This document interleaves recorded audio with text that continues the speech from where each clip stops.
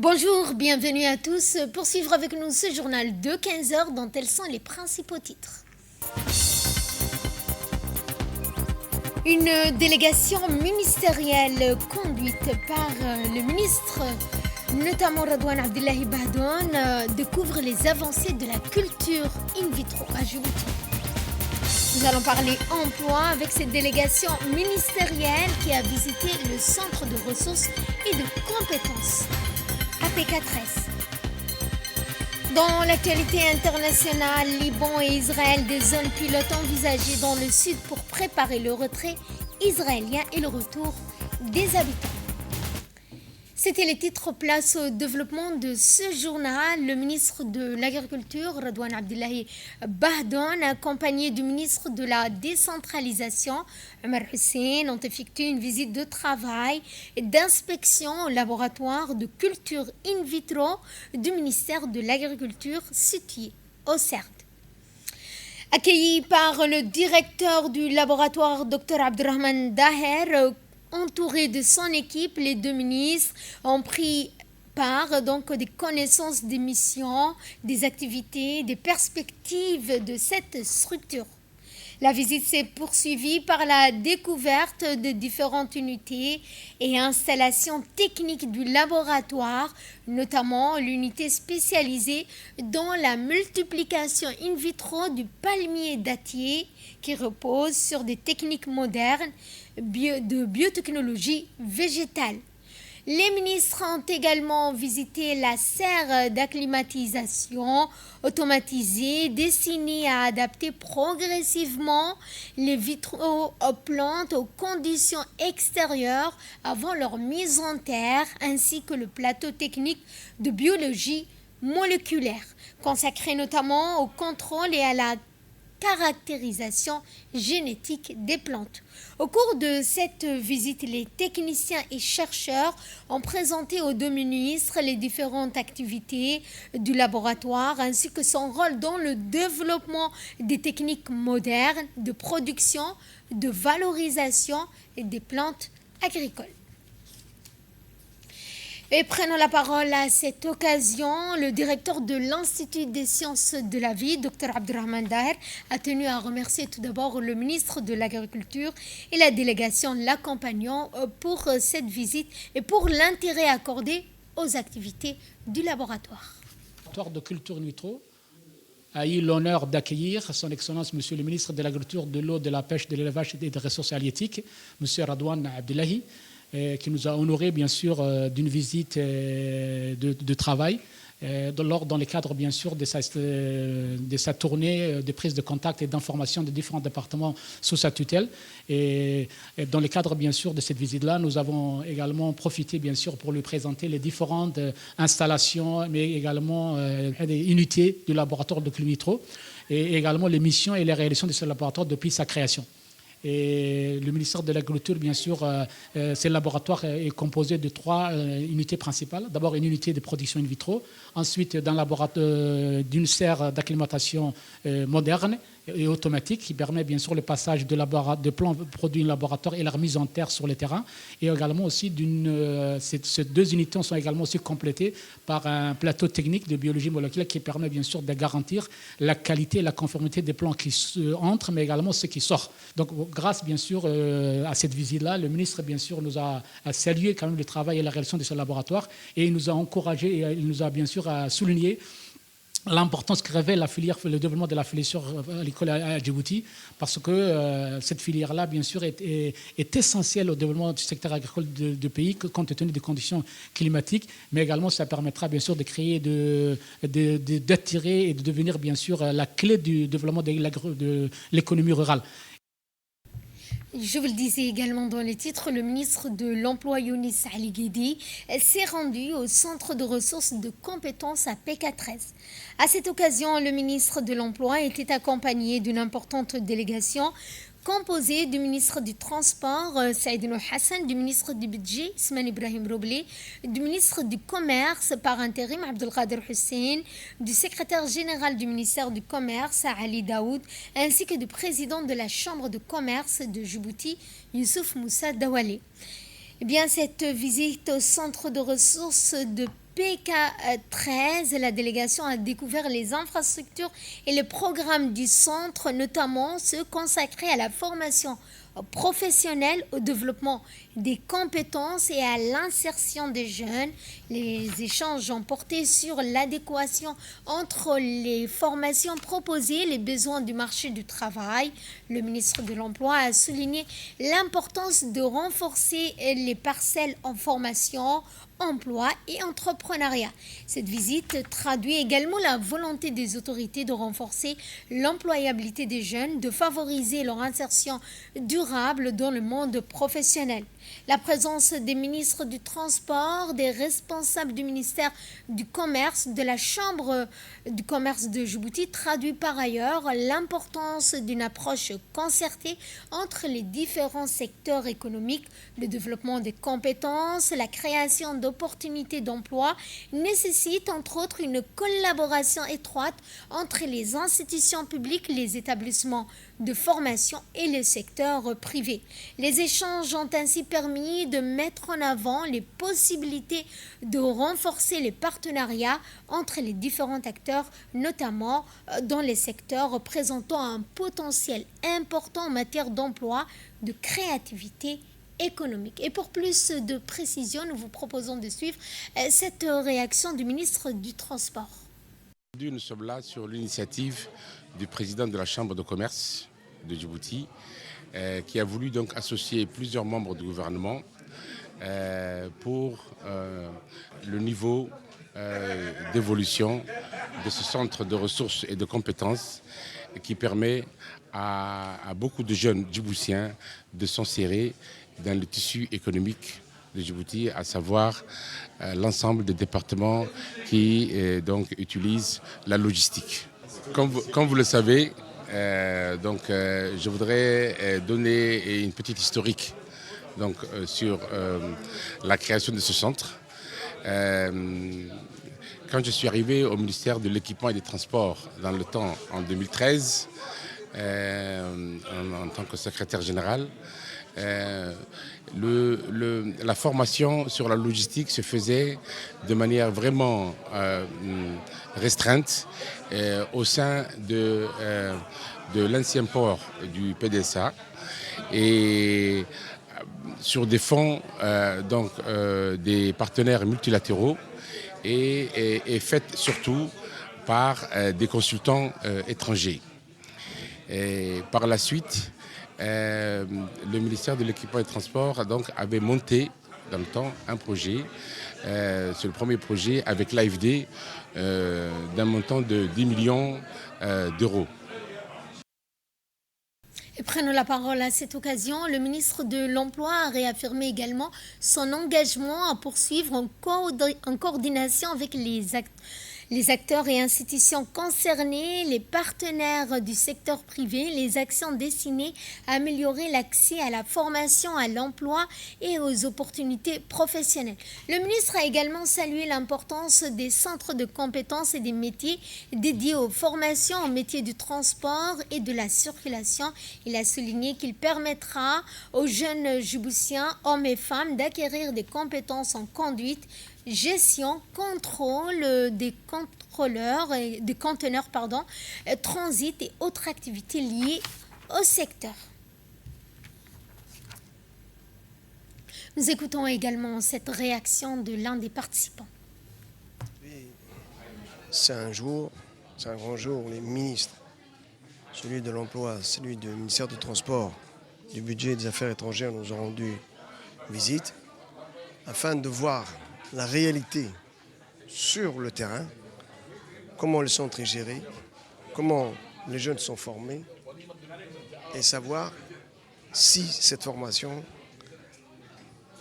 la valeur même est notée et de savoir comment le centre forme les jeunes. Donc aujourd'hui, c'est un jour où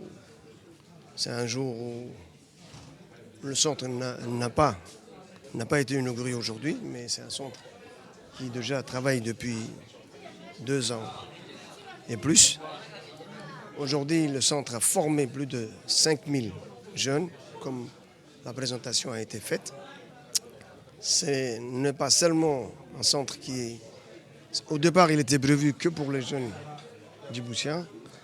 Mais maintenant, avec l'aide de Dieu, le centre s'est vraiment développé et la formation a été certifiée par toutes les institutions européennes et autres, et même nos institutions djiboutiennes.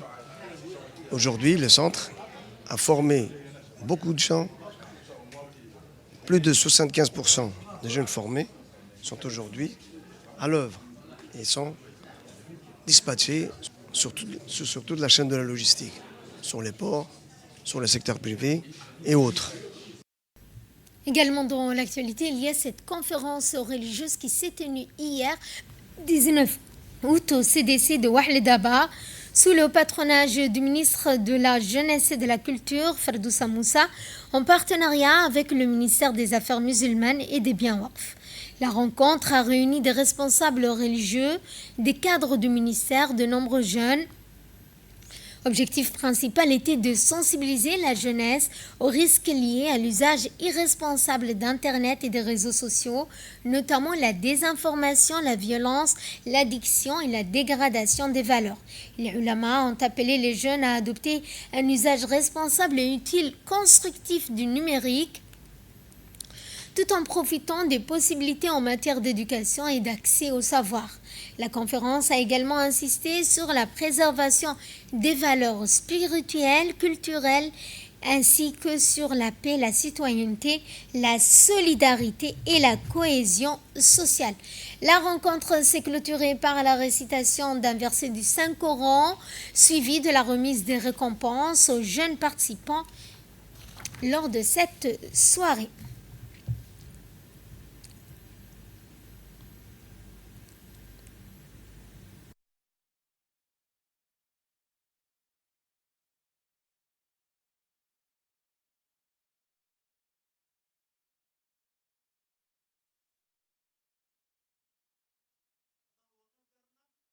tilmaamayaa koonkan ilaahay sida u maamulo sirta koonkan ayuu sheegayaa inuu ilaahay musabbibul asbaab yahay wax kasta inuu dejay qorshaha ku socdo waxna ayna waqtigeega ka habsaamayn ilaa ajali musamma adiga nool waa lagu keenay waqti baa lagu keenay koonkan kadibna waqti baad ka tegaysaa xaggee tegaysaa barsakh baad tegaysaa qabri waad ka guuraysaa qiyaama ayaa dhacaya waad ka guuraysaa xayaatul abadiya qofka caqiidada saa marka loo baro wuxuu haysanaya.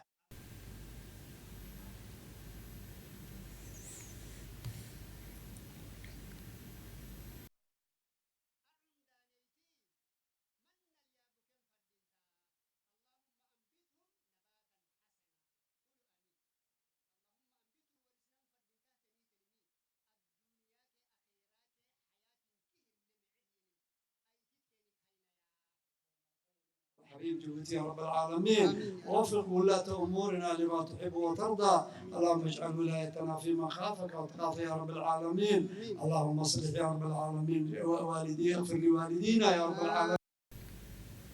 Et place cette fois au magazine de la rédaction portant sur la route Boli-Hadailou-Dafenaitou, une nouvelle voie vers le désenclavement et le développement local. Inaugurée le 4 juin 2026, cette infrastructure vise à l'amélioration des conditions de vie des populations.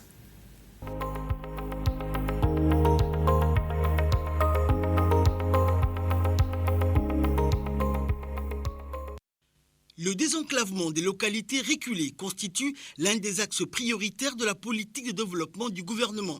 À travers l'Agence djiboutienne des routes, cet engagement se traduit par la réalisation d'infrastructures modernes visant à améliorer la mobilité des populations, renforcer la cohésion territoriale et stimuler le développement économique des régions de l'intérieur. Dans la région de Tadjoura, cette vision s'est concrétisée avec la réalisation de la route rurale Boli-Hadailou-Dafenaitou, inaugurée le 4 juin 2026.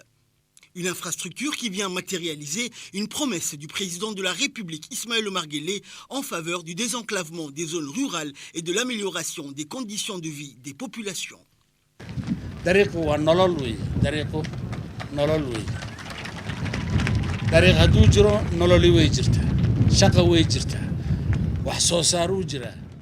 lors du lancement de la construction du tronçon routier Bolli-Adailou-Dafenaitou.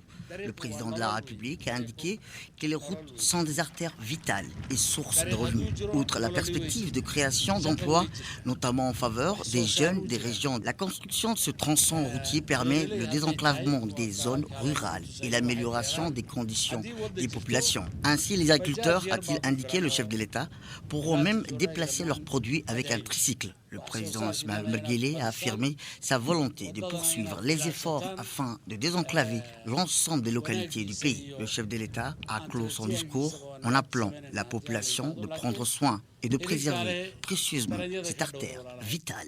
Longue de 30 km, cette route a nécessité un investissement d'1 milliard de francs djibouti. Elle représente une avancée majeure pour les habitants de cette partie de la région de Tadjoura. Avant sa réalisation, le trajet entre Bolli et Dafenaitou pouvait prendre plus de 3 heures en raison de l'état des pistes. Aujourd'hui, grâce à cette nouvelle infrastructure, le temps de parcours est réduit à environ 40 minutes, facilitant ainsi les déplacements des populations, le transport des marchandises, l'acheminement des productions agricoles et l'accès aux services essentiels. Avant, cette route était très difficile à emprunter en voiture. Le trajet pouvait prendre jusqu'à 3 ou 4 heures, surtout lorsqu'on transportait des marchandises. Aujourd'hui, avec cette nouvelle route, on ne fait même pas 1 heure pour arriver à destination. Nous remercions sincèrement tous ceux qui ont contribué à la construction de cette route. Avec la réhabilitation et la construction de cette route, notre vie s'est beaucoup améliorée. Aujourd'hui, ceux qui partent peuvent revenir beaucoup plus rapidement grâce à la qualité et à la rapidité de cette route. Nous remercions le président de la République qui nous avait promis cette route, ainsi que les membres du gouvernement qui ont contribué à sa réalisation.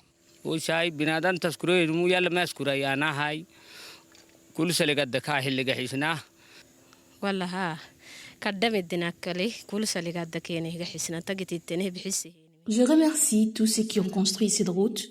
Avant, notre périmètre agricole rencontrait beaucoup de difficultés pour l'acheminement de nos produits et les déplacements étaient très fatigants. Aujourd'hui, tout va beaucoup mieux. Nous pouvons acheminer rapidement nos produits de nos jardins vers les chefs-lieux. Comme vous le savez, de Dafenaitou jusqu'à Guirori, il y a beaucoup de jardins et de terres agricoles. Nous espérons que la construction de cette route pourra se poursuivre jusqu'à Guirori, car cela serait encore plus bénéfique pour les habitants et les agriculteurs de la zone. Aujourd'hui, cette route est très bénéfique pour nous tous. Nos produits agricoles peuvent être acheminés rapidement vers le chef-lieu et être vendus ailleurs. Nous remercions donc le président de la République qui nous avait promis cette route afin de faciliter l'écoulement de nos productions agricoles. Ici, tout ce qui sort de nos jardins, ce sont principalement des légumes et des produits que nous consommons. Dafenaitou est connu pour ses jardins et son activité agricole. Nous remercions tous ceux qui ont contribué à la construction de cette route car elle facilite aujourd'hui le transport et l'acheminement de nos produits. Conçue selon des normes modernes, la route Bolli-Adailou-Dafenaitou intègre plusieurs ouvrages hydrauliques, notamment des dallots, des buses et des systèmes de drainage. Ces équipements permettent une meilleure évacuation des eaux, protègent l'infrastructure contre les effets des intempéries et renforcent sa résilience face aux défis liés au changement climatique. La sécurité routière a également été placée au cœur du projet. Plusieurs dispositifs de signalisation verticale, comprenant des panneaux de direction et de sécurité, ont été installés afin d'améliorer l'orientation des usagers. Une mesure particulièrement importante dans une zone où se trouvent des écoles, des centres de santé et d'autres services de proximité. Des fossés et des ouvrages ont été réalisés afin de permettre une meilleure évacuation des eaux provenant des montagnes et de protéger la route contre les ruissements. Nous avons également installé des grissières de sécurité dans les zones à risque, notamment au niveau des virages et des secteurs montagneux, afin de renforcer la sécurité des usagers et de limiter les conséquences des sorties de route. Tout au long de l'itinéraire, des panneaux de signalisation ont également été installés pour améliorer l'orientation des conducteurs, rappeler les règles de prudence et contribuer à réduire les risques d'accidents sur cette route. Au-delà de son rôle de liaison entre les localités, cette infrastructure représente un véritable moteur de développement pour les communautés locales. Elle favorise les échanges économiques, facilite l'accès aux services sociaux de base et contribue durablement à l'amélioration des conditions de vie des habitants. Avec la mise en service de cette nouvelle route, une partie de la région de Tadjoura franchit une nouvelle étape dans son développement de désenclavement et d'intégration au développement national. Adikil, le Croissant Rouge djiboutien, avec l'appui de la Fédération internationale de la Croix-Rouge, a mis en place une intervention humanitaire en faveur des populations touchées par les intempéries et les vagues de chaleur. Le projet prévoit notamment une aide financière pour 168 familles dont les maisons ont été détruites, ainsi qu'un soutien d'urgence à 250 ménages. L'opération comprend également la formation de volontaires au premier secours et la construction d'abris, la distribution de kits médicaux et d'hygiène, ainsi que la mise à disposition d'une ambulance. Près de 700 ménages bénéficieront ainsi d'un accès à l'eau potable pendant 4 mois, tandis que 12 latrines communautaires seront construites. Le projet a été présenté aux autorités préfectorales de Dikil afin de recueillir leurs observations avant le lancement des premières activités prévues dans les prochaines semaines.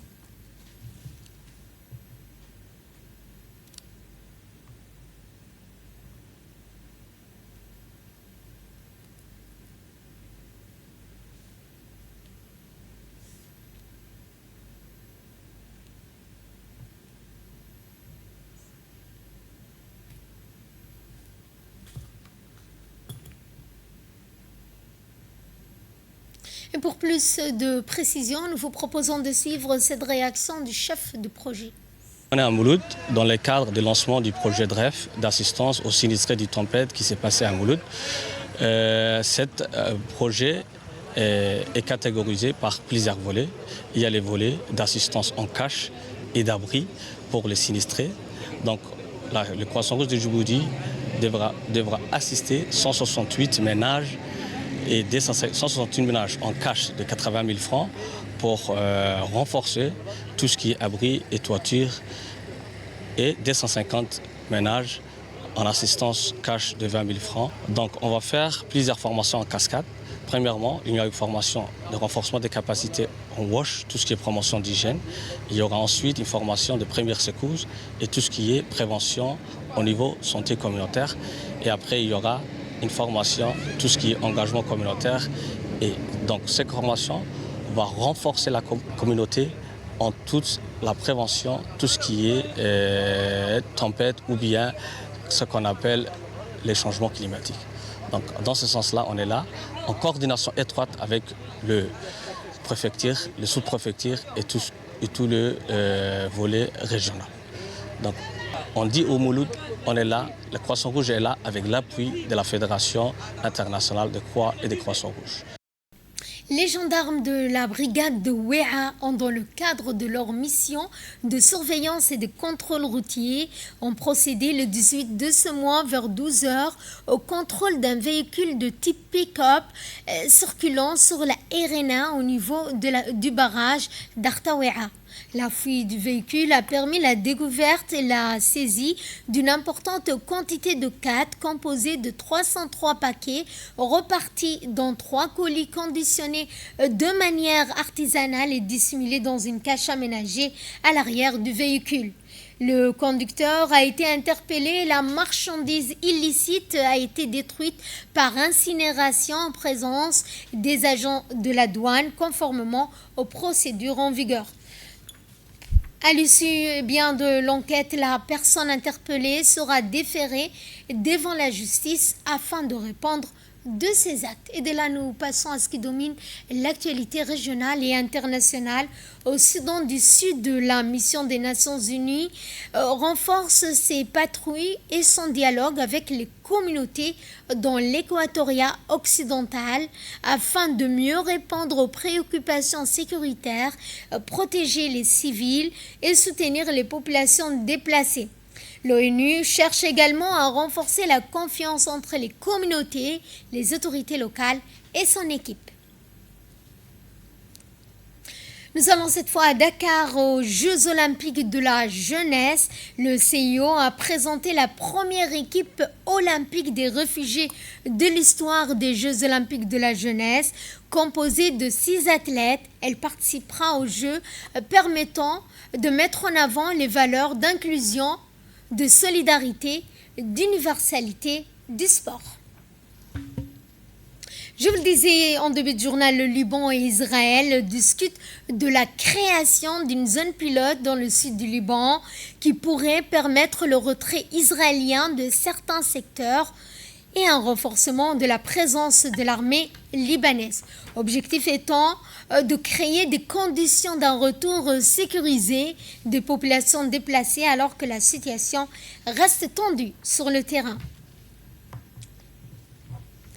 Et pour clore ce journal, nous allons aux États-Unis où le président américain Donald Trump a réuni des responsables du secteur des crypto-monnaies, de Wall Street et des régulateurs pour renforcer la place des États-Unis dans les actifs numériques. Son administration soutient notamment la Clarity Act destinée à établir un cadre réglementaire plus clair pour les crypto-monnaies et attirer davantage d'investissements dans le secteur. Fin de ce journal, merci à vous de nous avoir suivis. Excellent après-midi à toutes et à tous.